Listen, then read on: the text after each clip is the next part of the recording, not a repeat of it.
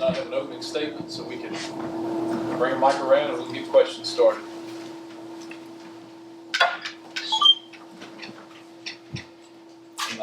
Going back to the spring, Kirby has talked about offense got to be more explosive this year. Just in your mind, what are the keys to making that happen, to the 26 offense being more explosive? It comes down to a lot of things. Identifying playmakers that make plays.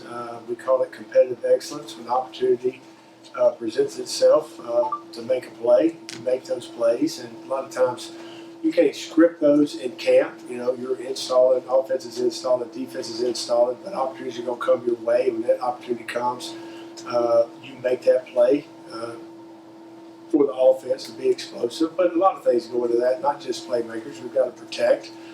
We've got to see things better at the quarterback position. I think all of that has been improving since the spring. The older we're becoming at that position, and then being more aggressive at times to push the ball down the field. We had a young first-year starter last year at quarterback, and we want to protect him some with the run game and some easy outlets to Zach Branch. I think the more he matures, the more we'll be able to evolve as an offense. Coach, y'all had a late addition to your signing class, obviously, Trey Shields. What do you remember when y'all first kind of found out about him, and tell us about that process along with kind of what you've seen from him since he enrolled? Trey, from right up the road, Coach Thacker, Andrew Thacker has a relationship with those coaches, and actually found out about him and sent us some film, and we evaluated the film, myself, Coach Coley, and Coach Smart, and decided to give him opportunity. We're glad he's here. He's a hard-working young man, and he's young. He didn't get to go through spring, so he's still learning, but glad he's a Bulldog. Coach, with this tough schedule, I know. Good to see you. Great. I know it's going to be a tough schedule this year, and you're a quarterback guy. Do you think you'll have a chance to play another quarterback, just kind of give Gunner some rest this season? Well, those opportunities are happening right now. The way we treat, practice for us are like games. We have 2 big scrimmages in our stadium, and we feel like, when we scrimmage, we're going against one of the best defenses in the country in our defense, and they get a chance on a daily basis to practice against those. So those guys are being evaluated right now, and all are doing a good job and given multiple opportunities. But, those 2 scrimmages will be big for those young quarterbacks this year. Yeah, Zachariah Branch was just a big part of your offense a season ago. How do you go about replacing him and tailoring this offense to the talents that you guys give? It's a good question. We lost a lot of production, and a lot of that production was Zachariah Branch. And we lost a lot of experience last year with some skill players, the 4 receivers and the tight end. So that's what we're in the midst of doing right now, trying to find out who we are, the best way for us to move the ball offensively, to control the game, to be explosive, and we're in a competition for that. It's not just necessarily the receiver position, it's not necessarily the tight end position, it's trying to figure out a balance of what we do best as an offense, what our quarterbacks do best as an offense, and where we're going to tailor, who and how we're going to try to get touches to those people. So I think every year, offensively, you're a little bit different. I think everybody in this room knows, we want to run the ball here. You got to be able to run the ball, and you got to be able to stop the run. And that method of winning football games is never going to change here at the University of Georgia under Coach Smart. But as an offense, besides running the ball, how are we going to be explosive? Who's going to get those touches? And that's our job as coaches to figure that out. Like through the spring, I don't know, 5 or 6, however many practices you've had, what have you seen with some of the guys that are up and comers and wide receiver in terms of guys that might emerge to be able to be those kind of playmakers? Well, like I mentioned, we lost a lot of guys in the receiver room. Everybody talks about Zach in the 80-something catches, but you lose Dylan Bell, Noah Thomas, Kobe Young, a lot of experience. We've got talented guys at the University of Georgia, but they're young. But they've got opportunity. Those touches have to go somewhere. They're doing a good job of competing, and I really don't want to single out one guy. We've finished 6 practices. We've got a day where it's just meetings today, but we have 2 more before a big scrimmage. And not that the scrimmages are the end-all, be-all. It's a collective work, but we're working toward that scrimmage for those guys to go out and make them in more game-like situations. But those guys have done a good job of competing, and there's good competition in that room. I want to ask you about Gunner, push the ball down to cut it loose or whatnot. What is that fine line that quarterbacks have to be able to regulate when to do that, when to maybe like in Gunner's case, maybe tuck it and run, and how is he doing as far as regulating that kind of thing? Well, I think it's experience. I think it's having confidence in what you see, and throwing on time tells you a lot as a quarterback. But you can't be so risk averse. You're afraid to push the ball down the field. Knock on wood. A really good thing about Gunner is that he didn't turn the football over a lot, which is huge. When you push the ball downfield and you're a little more aggressive, sometimes turnovers happen.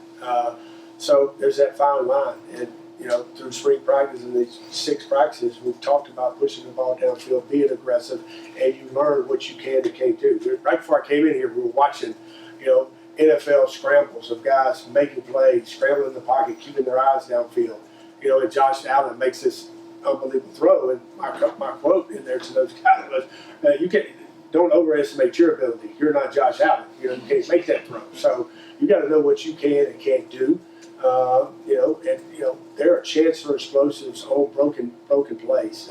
Gunner had a lot of those last year on broken plays where he scrambled and made plays, but sometimes he didn't give enough space between him and the defender and took some wicked shots. And a lot of that's on Gunner. I told him that. A lot of that's on you. That's who he is to some extent. He's gonna to the last minute hold on to that ball to try to make a play, and we're working on trying to extend plays and be a little safer in and out of the pocket. And he's done a good job of that, and it's something we're working on hard with him. Day in and day out, we're getting examples of that. We try to create more scrambles in practice, and then I've tried to call more plays where we can push the ball downfield. Now, sometimes we call that play, and they play a coverage, and the right play is to check it down to the back. And we got to do that too as a quarterback. Yeah, I guess just one more on Gunner to follow up. You mentioned him being a first-year starter last year, having to protect him at times. What have you seen from him this offseason, this summer so far in fall camp that makes you think he's more confident, doesn't need to be protected, and like Dash is willing to take more of those chances? Well, one experience. The more a guy plays, the more guys get repetition, the more confident he's gonna feel in that position. The thing I love about Gunner, we all know his toughness. We see that toughness, but this guy never thinks he's arrived. He's always willing to listen. He's always willing to take coaching, whether it's in a film room or sometimes it's hard coaching on the field. He's not sensitive. He wants to do what's best for the team, and what's best for the team. It might be him improving in some ways, and he's worked hard on the areas that we, Coach Streeter, myself, have asked him to work on, and he's continued to work on. It's never a why we do this. It's how can I help the team be better, and he knows that he needs. We all need to play better and coach better on certain situations, and there's always room for improvement. And he's always, constantly, every day, striving to improve as a player.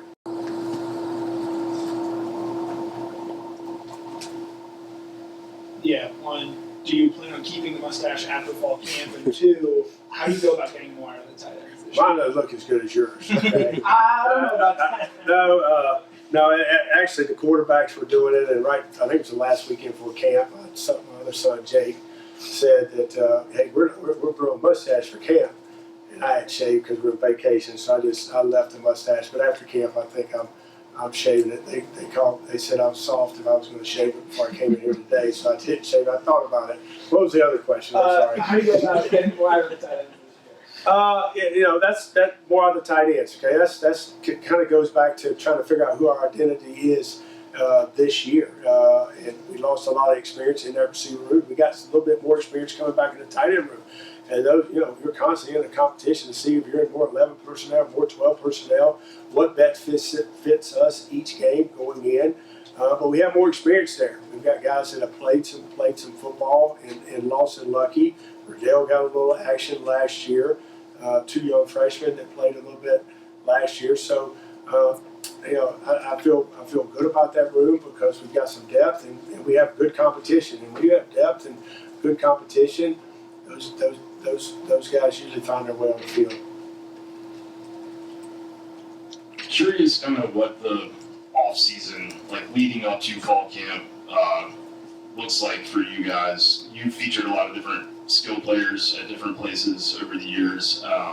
Like, do you look at a depth chart and say, we have all these tight ends and kind of explore some of those possibilities, or sort of, does that just kind of come through fall camp and depending on who emerges? I think a little bit of both. I think you look at what you've got coming back, and you self-scout yourself, and then you do studies of other teams and how they've used personnel and personnel groupings, and that's stuff that we did in the off season. Different ways to use tight ends out of different personnel groupings, different ways to get guys touches. You do all kind of studies, and then things kind of evolve through fall camp. Who emerges? Is there a young guy that emerges? Is, these guys a little bit better than you thought? Are we more explosive in this personnel group? So it's an evolving thing that as a coach, you're trying to find the right mixture of who to put on the field and when, and try to help your team get first downs and be explosive. But I do think, us at Georgia, we have a big volume of offense. We do a lot of things offensively, and we don't carry all those things in one game. But our volume allows us to be multiple from game to game and how we want to attack somebody. And when you have multiple positions, whether it's tight end, receivers, or backs, and you've got good depth at all those, it allows you to do more things. Mike, to be what y'all want to be on offense, it's great to have a lot of good options at receiver and tight end, but do you need that one guy that you feel good about and the defense has to worry about, like the way Zach Branch was last year and the way Brock Bowers was here for 3 years? I think there's a lot of different ways to move the ball, Seth. There's a lot of different ways to be explosive, but I think anytime you've got a guy that guys are constantly worried about on the defensive side, I think it allows you to do more things off of that. But over the years, our offense here, since I've been here or previous, it's all the thing it runs through the quarterback sometimes, and if they're good at distributing, the defense has to defend everybody. You might have that one guy that they put a little more attention to, but the quarterback does the right thing, and you've got players in all these positions that you talked about. You got to trust them to go make plays. I think when you can do things, a lot of different things well, I think you got a chance to be real successful. Now, last year, as I said earlier, we had a first-year quarterback, and a lot of what we did was we were to protect him and allow him to get confidence that the run game, which is always going to help a quarterback, security blanket and Zach Branch and some of these screens and throws off of run game RPOs helped him gain confidence. And whereas he gained confidence, I thought he started to play better the later we got in the season. Coach, over here, obviously Talon Taylor was the big get, the 5-star receiver in that 2025 class. But kind of talk about other guys like C.J. Wiley, Landon Roldan, Thomas Blackshear, and drawing the last one, Tyler Williams, and how they're coming along. But those are all the guys that were true freshmen last year that you mentioned, the class of Thomas Talon, Tyler Blackshear, and Wiley. And these guys are talented guys, and they're out there right now competing, for a position to get in the rotation and get opportunities. And it goes back to what I said one of the first or second questions. We're looking for guys that, when the opportunity comes, they have that competitive excellence that they can make that play. And it's not necessarily down the field; it might be turned into a hitch into an explosive play. And then we can sign some guys this year. So there's not really one guy that I want to single out that, like Seth's like, who's that guy? I mean, that's going to happen, over time when we play football and scrimmage and who's going to emerge. But there's going to be a lot of opportunities for those guys, for one of those guys to be one of those guys that are going to get the ball thrown to them on multiple occasions. To wrap up, Mike Griffin. Coach, you had a couple of years now with the radio communication in helmet. I wonder, is your conversation with Gunnar different in year 2 versus year 1 in terms of I guess you have until 15 seconds left on the play clock, 1 and 2. I remember Venables saying now defenses are able to pick things up so much faster with these iPads. Have you had to adjust your play call? Yeah, it allows you to sometimes, first question, the earpiece. There were little reminders with Gunner, before I might say the play, the situation and what we're thinking here. We're not. Sometimes we operate fast and are able to talk to him while he's at the line, like sometimes. But we're a no huddle, but we're not a fast no huddle. So sometimes it gets below 15. So my talks to him have to be a little bit before I give the play. When we are going faster, he's at the line. I'm able to talk to him a little bit, but. These guys prepare very well, and sometimes you don't want to confuse them, but you want to give them little reminders. As far as the iPads, I think when you look at those, you get immediate feedback after every drive how the top teams are playing.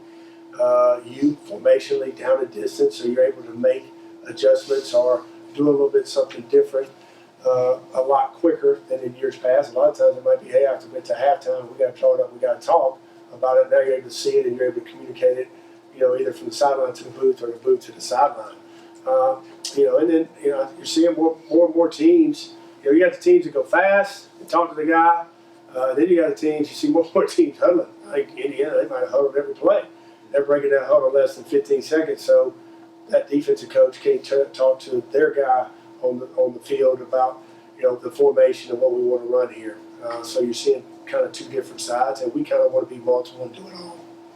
Thanks, Coach. Thank you. All right, thanks, guys. Merry Christmas. What's up, dog? What's up, Coach? Hey, man, where you at? Augusta. Yeah. How's everybody doing?